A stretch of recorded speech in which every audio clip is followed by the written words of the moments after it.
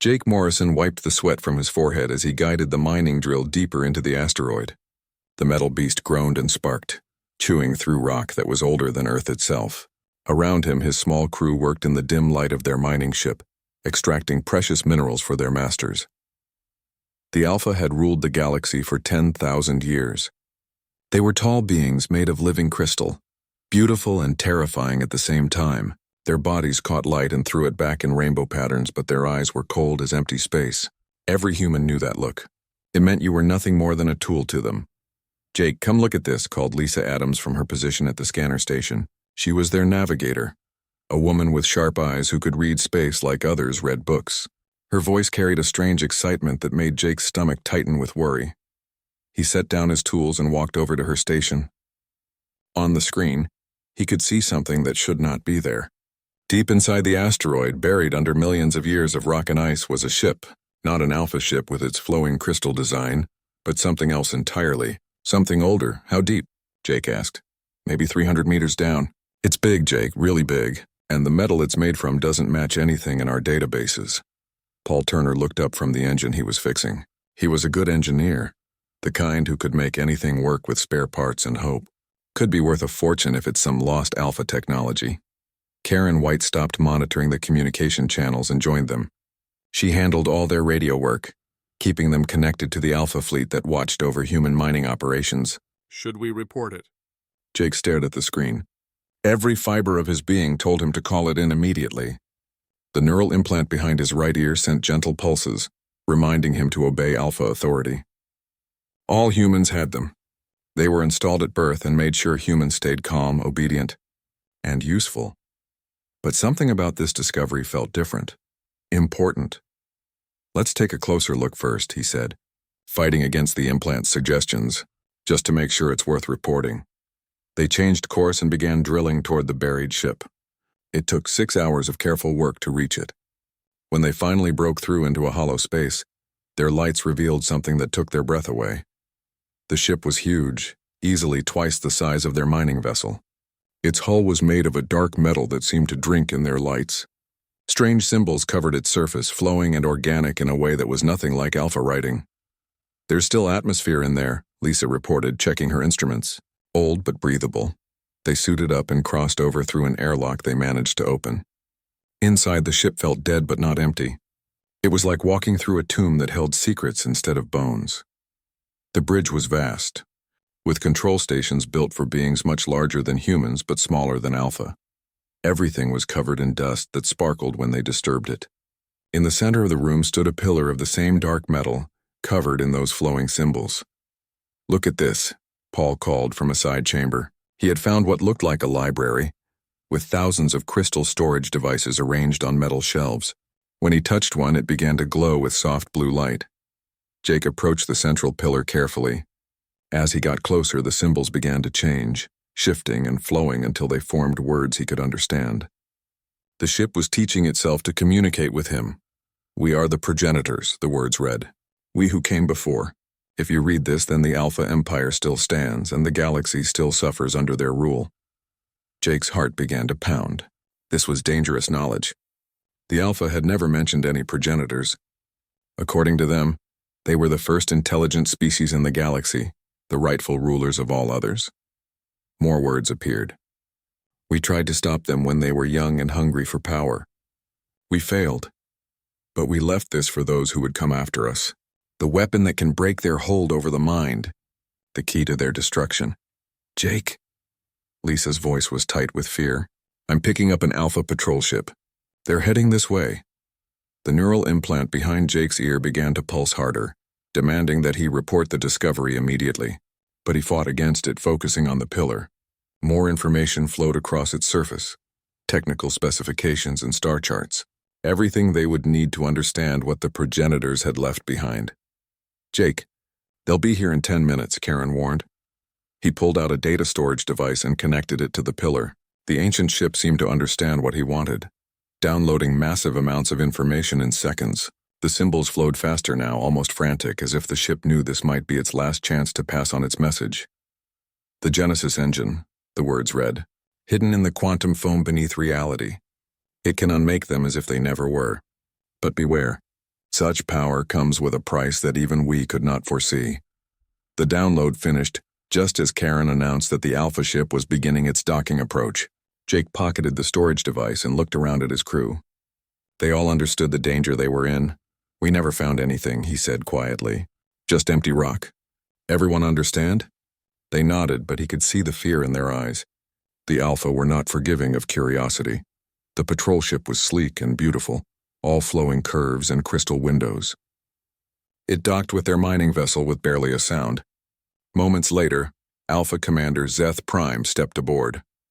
He was tall like all his kind, nearly 8 feet of living crystal that caught and reflected the light in patterns that hurt to look at directly. His face was angular and sharp, with eyes like frozen starlight. When he spoke, his voice resonated through the ship's hull. "Report," he commanded in perfect English. The Alpha learned every language of their subjects. "Nothing but standard mineral extraction, Commander," Jake replied, fighting to keep his voice steady. "The asteroid is mostly iron and nickel with some rare earth deposits." Zeth Prime stared at him for a long moment. Jake could feel those alien eyes examining him, looking for any sign of deception. The commander's gaze moved to each member of the crew in turn. "You have been in this location for 14 hours, the Alpha said. "Standard extraction should require no more than 8. "We hit some hard rock formations," Paul spoke up. "Had to recalibrate the drilling equipment twice." The commander said nothing for several heartbeats that felt like hours. Finally, he turned toward the airlock. "Efficiency is expected from human workers. Failure to meet quotas will result in punishment." After the patrol ship departed, Jake's crew sat in stunned silence. They had hidden an earth-shaking discovery from their masters and somehow survived. But Jake knew this was just the beginning. The data device in his pocket felt like it weighed 1,000 pounds. That night, alone in his quarters, Jake accessed the progenitor files. What he read there would change everything. The Alpha were not the galaxy's first rulers. They were conquerors who had destroyed an ancient civilization and stolen their technology. And somewhere in the vast darkness of space, the tools to destroy them were waiting. 6 months had passed since Jake Morrison discovered the progenitor ship. 6 months of hiding the most dangerous secret in the galaxy, while continuing to work under Alpha oversight.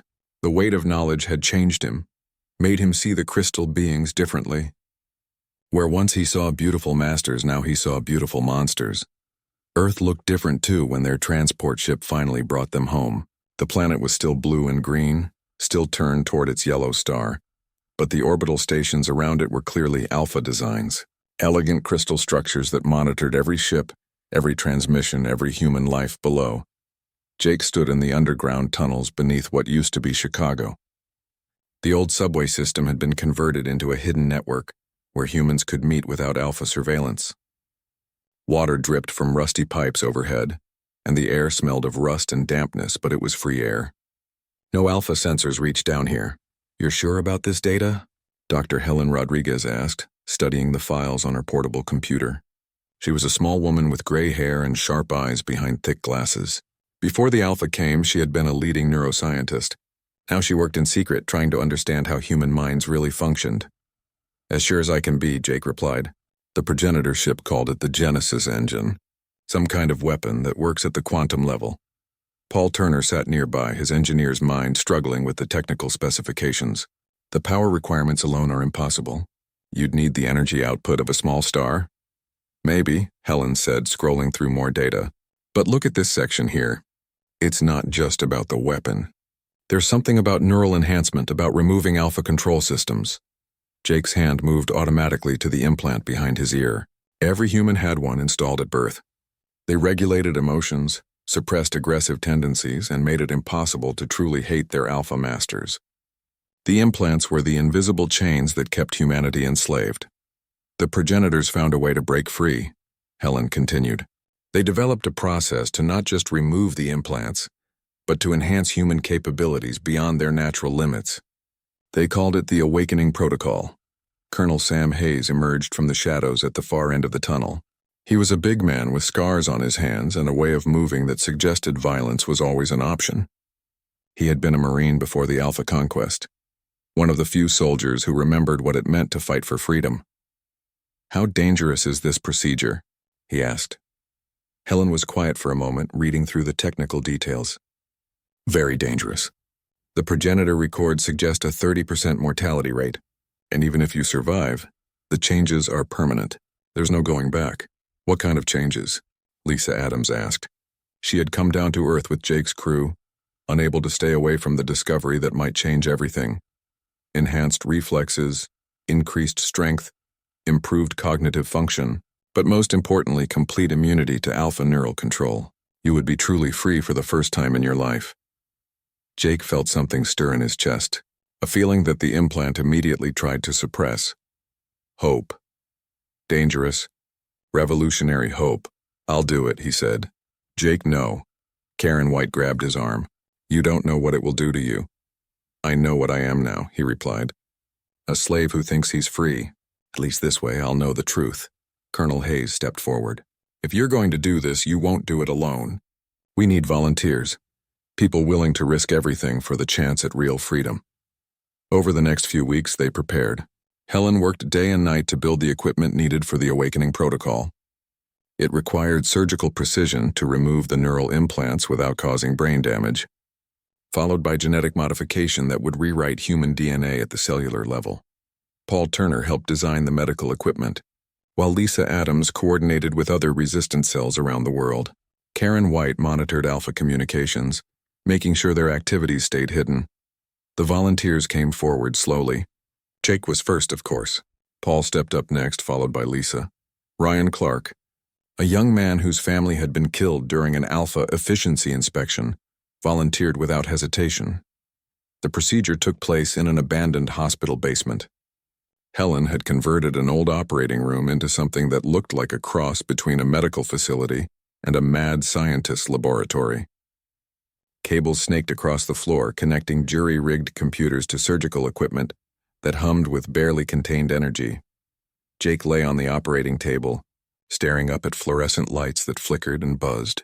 Helen stood over him with tools that had been built according to progenitor specifications. Are you ready? She asked. He nodded, not trusting his voice. The implant behind his ear was working overtime now, flooding his system with calming chemicals, trying to make him change his mind. He fought against it with every ounce of will he possessed. The surgery began with the removal of the neural implant. Helen worked carefully, using micro-tools to disconnect the device from his brain tissue. Jake felt something he had never experienced before as the implant came free. It was like a weight he had carried his entire life suddenly lifting away. Then came the genetic modification. Helen injected him with a serum based on progenitor technology, something that would rewrite his DNA and unlock human potential that had been suppressed for generations. The pain was incredible. It felt like every cell in his body was on fire, like his bones were breaking and reforming, like his brain was expanding beyond the limits of his skull. He screamed until his voice gave out, then screamed silently as waves of agony crashed over him. And then, suddenly, it stopped. Jake opened his eyes and the world looked different. Colors were more vivid, sounds more distinct. He could hear heartbeats in the next room, smell the fear sweat of his friends, feel electromagnetic fields from the electronic equipment around him. How do you feel? Helen asked. Jake sat up slowly, marveling at the fluid way his body moved. He felt strong, not just physically but mentally. For the first time in his life, his thoughts were completely his own. Free, he said, and the word carried weight it had never had before. One by one, the others underwent the procedure. Paul survived it with characteristic stubbornness. Lisa emerged from it with her navigator's instincts enhanced to an almost supernatural level.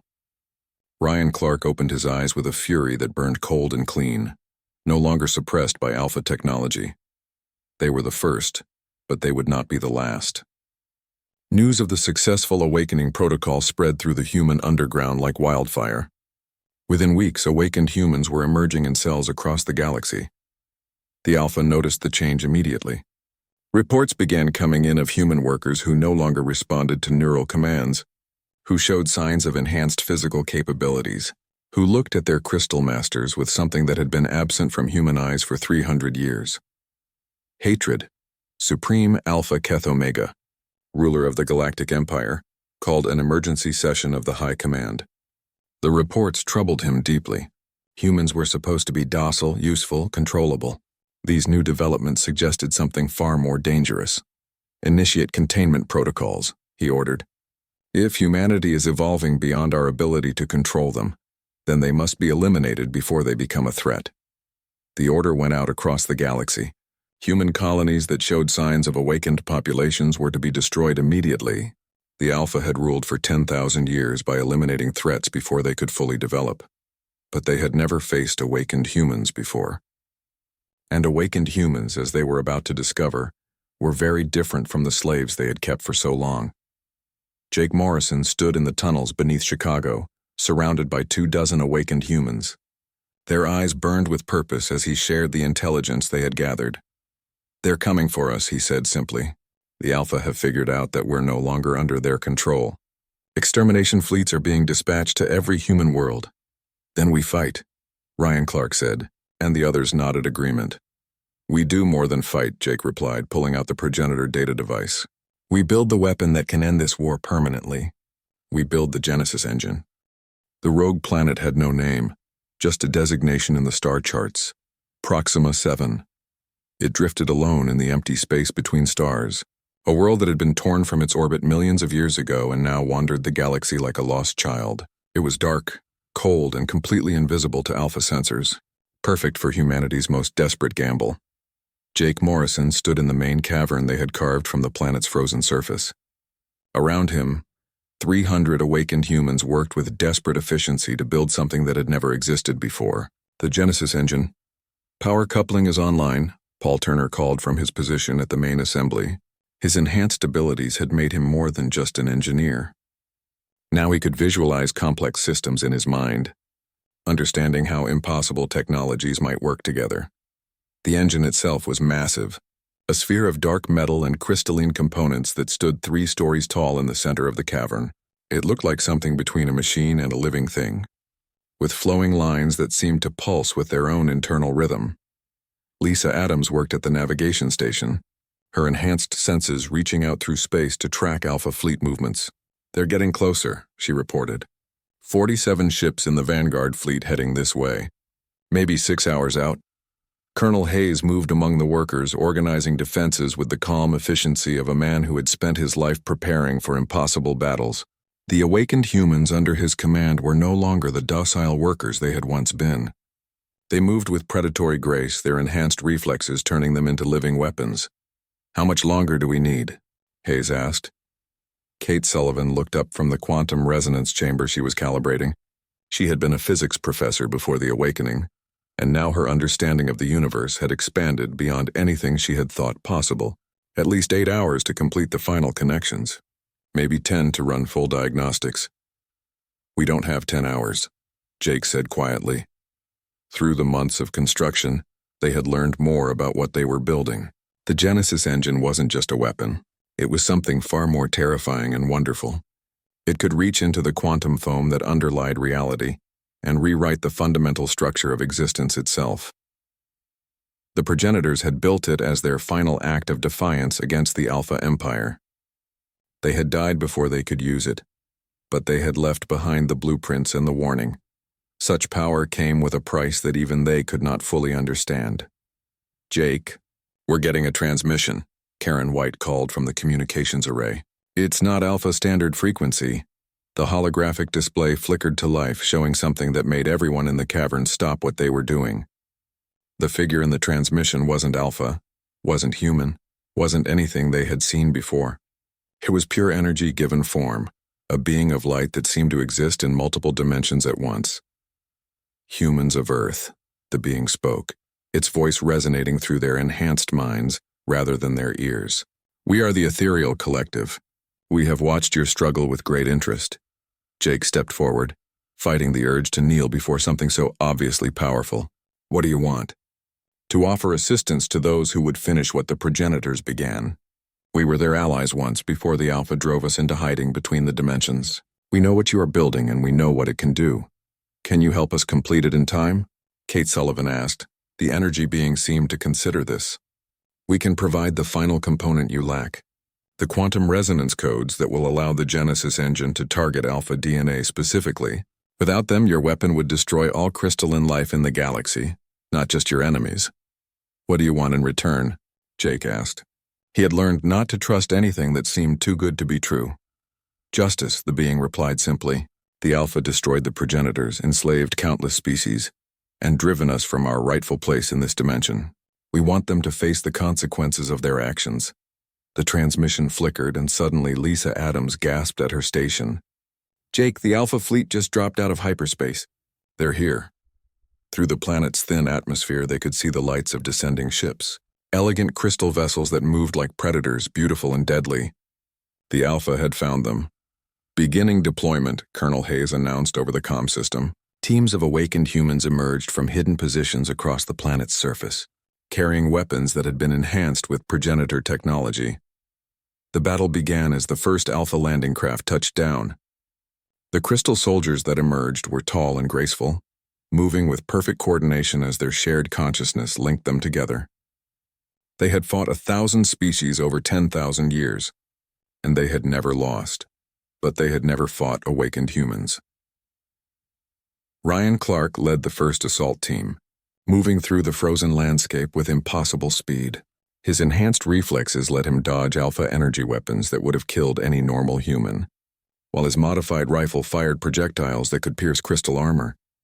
The Alpha were shocked by the ferocity of human resistance. Their slaves had never fought back like this before. These creatures moved like hunters, struck like lightning, and showed no fear of death. Impossible. War Alpha Vex Titan transmitted to his fleet as he watched his ground forces take heavy casualties. Humans should not be capable of this level of combat efficiency. In the cavern below, Jake worked frantically with the ethereal being to integrate the quantum codes into the Genesis engine. The process was complex, requiring precise alignment of crystalline components that existed in multiple dimensions. Simultaneously, the engine will target any being with alpha genetic markers, the ethereal explained, as energy flowed between its hands and the machine. It will unmake them from existence, removing them from the quantum structure of reality itself. What happens to the rest of us? Jake asked, unknown. The progenitors theorized that rewriting reality on such a scale might have unforeseen consequences. You may find yourselves changed by the experience. An explosion rocked the cavern as Alpha forces broke through the outer defenses. Colonel Hayes' voice crackled over the comm. Jake, we can't hold them much longer. Whatever you're going to do, do it now. Kate Sullivan ran her hands over the engine's control interface, her enhanced mind processing calculation that would have required supercomputers before her awakening. We're as ready as we'll ever be. But Jake, once we activate this thing, there's no going back. The Genesis engine will change everything. Jake looked around at his people. Paul Turner, still working to optimize the engine's power systems even as the battle raged above them. Lisa Adams, coordinating defensive positions while tracking Alpha fleet movements. Karen White, maintaining communications despite Alpha jamming attempts. They had all risked everything to reach this moment. Do it, he said. Kate's hands moved across the controls with inhuman precision. The Genesis engine began to hum, a sound that seemed to come from everywhere and nowhere at once. Reality itself began to vibrate as the machine reached into the quantum foam that underlied existence. On the surface, War Alpha Vex Titan felt something he had never experienced before. Fear. His crystal body began to resonate with the strange energy emanating from below the planet's surface. All ships, emergency withdrawal, he transmitted. Something is happening here that we do not understand, but it was too late. The Genesis engine reached full power, and Jake Morrison spoke the activation code that the ethereal being had given him. Light brighter than stars filled the cavern, and reality began to change. The effect started small, just a ripple in space-time around the rogue planet. But it spread outward at the speed of thought, carrying with it a simple command written into the structure of existence itself. Alpha must not be. War Alpha Vex Titan had just enough time to realize what was happening before he and his entire fleet simply ceased to exist. Not destroyed, not killed, but erased from reality as if they had never been born. The wave of change continued outward, seeking every alpha in the galaxy, reaching into every corner of their empire. And wherever it found them, it wrote them out of existence with the cold precision of mathematics. In the cavern, Jake Morrison collapsed to his knees as the Genesis engine powered down. Around him, his awakened humans stared in stunned silence at what they had accomplished.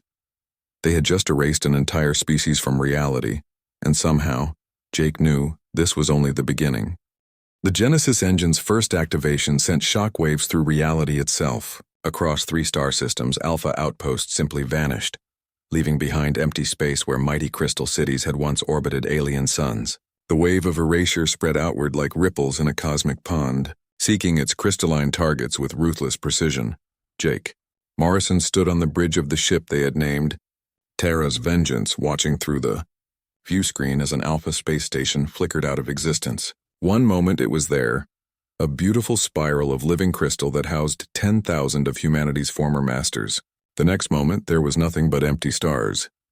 "That's the 15th installation in this sector," reported Ben Carter from the tactical station. He had been awakened 3 months ago, a former cargo pilot whose enhanced reflexes now made him one of their best military officers. No trace of Alpha presence remaining. The Liberation fleet had grown beyond anything Jake had imagined possible. 50 ships crewed by awakened humans, each vessel armed with smaller versions of the Genesis engine technology. They moved through Alpha space like avenging angels, erasing the Crystal Empire one system at a time. "Still no word from Alpha Prime?" Jake asked. Amy Jackson shook her head. She was their weapons specialist, a woman who had lost her entire family during an Alpha inspection raid.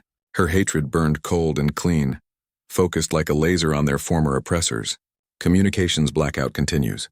Whatever they're planning in their home system, they don't want us to know about it." Lisa Adams looked up from her enhanced navigation console. The awakening had changed her more than most, allowing her consciousness to reach out across interstellar distances. "I'm sensing something strange from that direction. The space around Alpha Prime feels twisted, like reality itself is being bent out of shape." Jake nodded grimly. They had known this moment would come. The Alpha Empire was vast, but it was not their only enemy.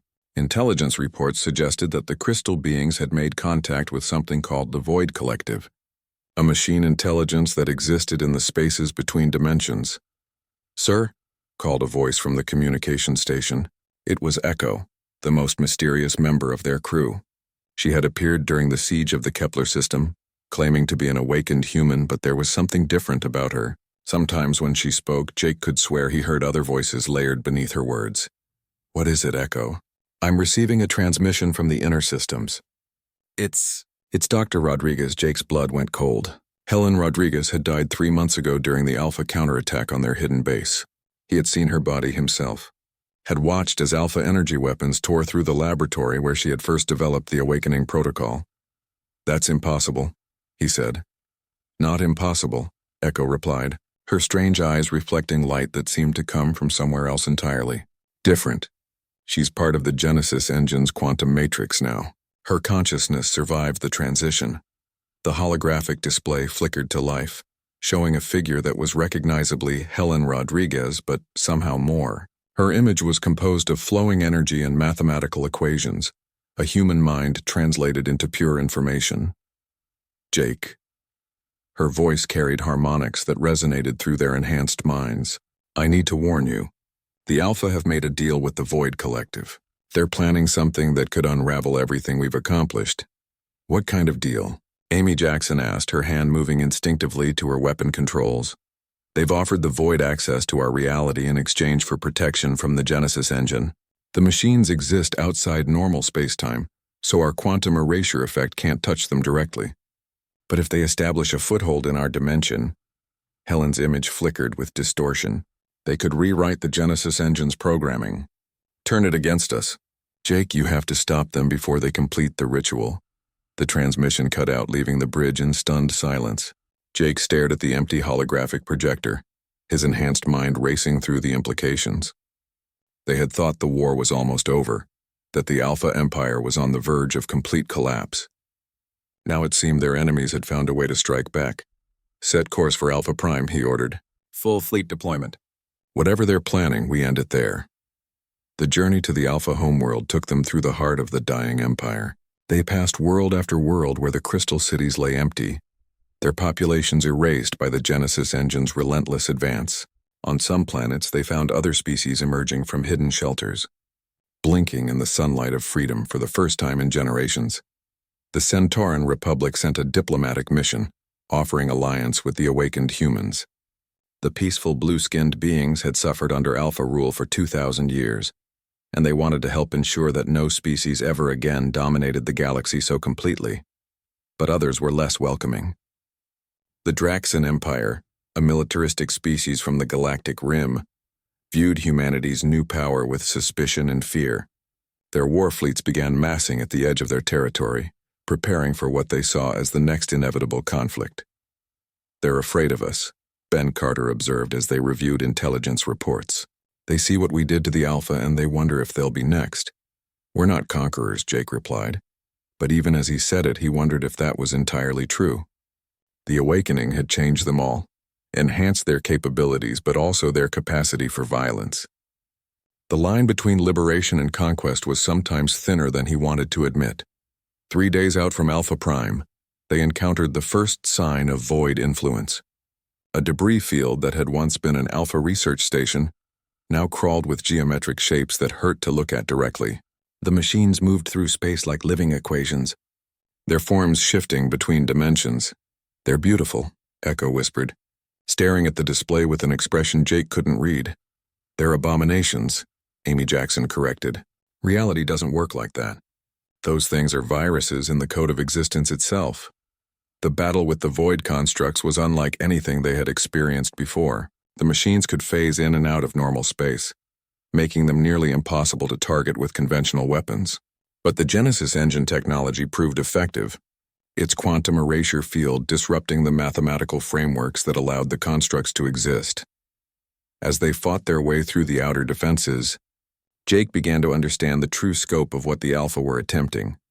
They weren't just trying to save themselves. They were trying to rewrite the fundamental laws of reality to make the Genesis engine impossible. "It's brilliant in a horrifying way," Kate Sullivan explained over the comm from her position on the research vessel. "Progenitor's hope.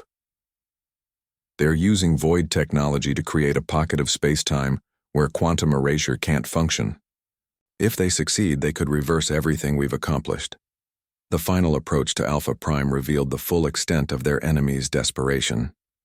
The entire system had been transformed into a massive ritual circle, with planets repositioned to form geometric patterns that existed in multiple dimensions simultaneously. At the center of it all, the Alpha homeworld pulsed with energies that made reality itself writhe and twist. "My God," Lisa Adams breathed, her enhanced senses recoiling from what she was seeing. "They're trying to merge our reality with the void dimension. They're willing to destroy the entire galaxy to stop us." Supreme Alpha Keth Omega appeared on their screens, but he was no longer the beautiful crystal being they remembered. His body had been augmented with void technology, geometric patterns of impossible mathematics etched into his crystalline flesh. When he spoke, his voice carried harmonics from beyond normal space. "Humans," he said, and the word dripped with hatred refined over millennia. "You have destroyed our empire, erased our people, stolen our rightful place as rulers of this galaxy, but you will not steal our existence itself. We gave you chances to change," Jake replied, his own voice carrying the weight of awakened humanity's collective anger. "You chose tyranny over justice, slavery over freedom. This is the consequence of that choice. Then witness the consequence of yours," Keth Omega snarled. "Behold the price of your rebellion." Space around Alpha Prime began to tear open like fabric, revealing the howling emptiness of the void dimension beyond. Machine intelligences beyond counting poured through the gaps, their forms shifting and changing as they adapted to the laws of normal reality. The final battle had begun, and the fate of the galaxy hung in the balance.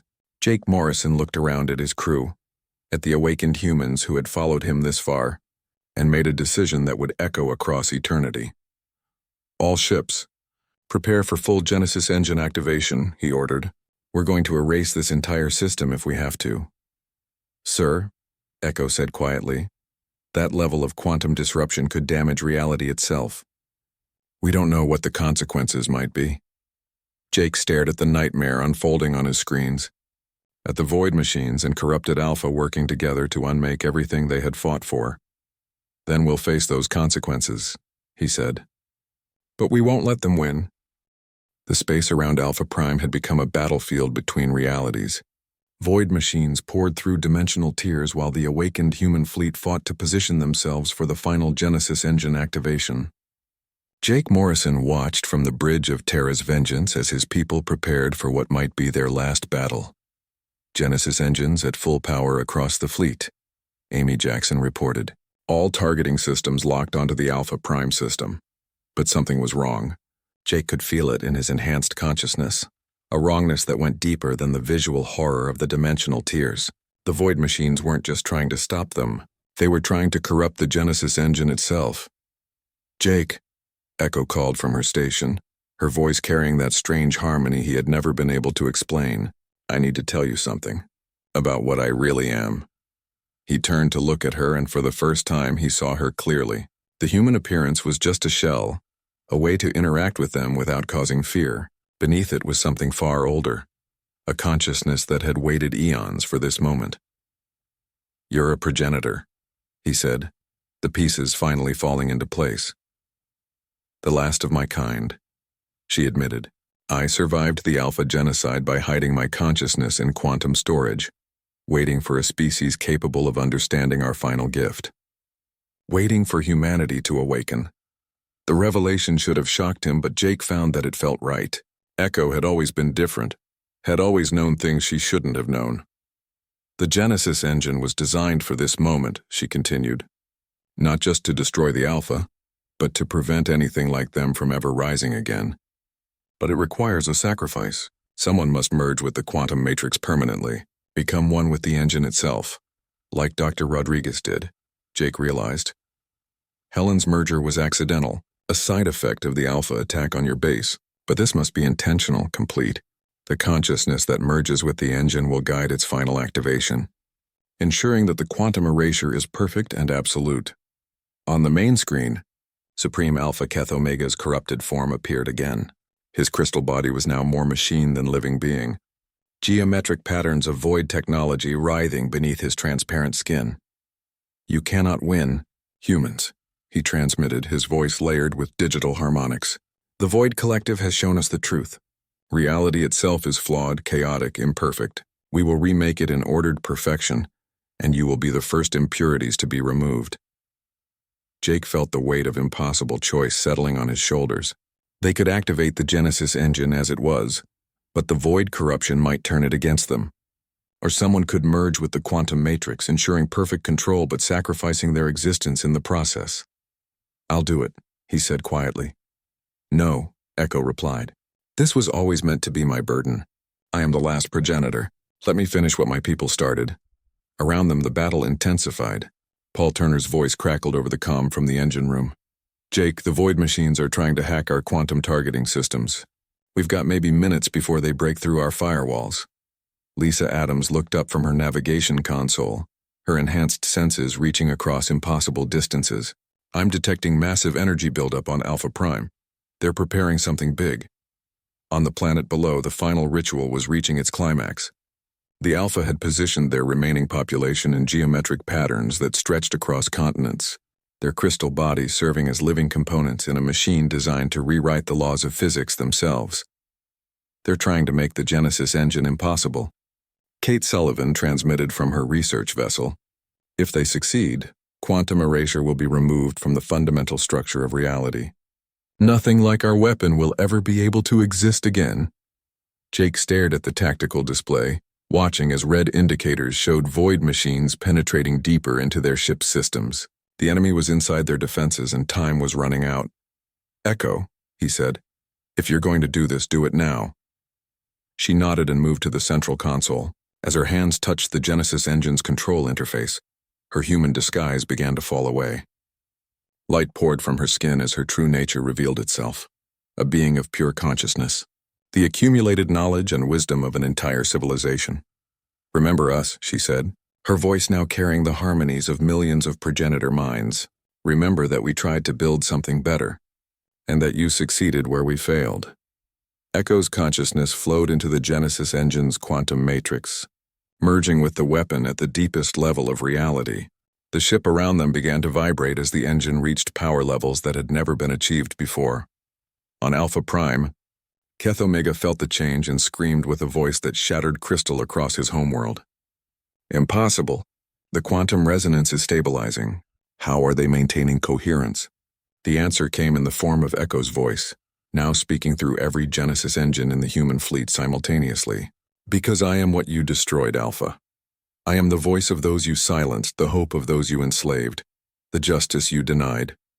And I am no longer alone. Jake felt it then.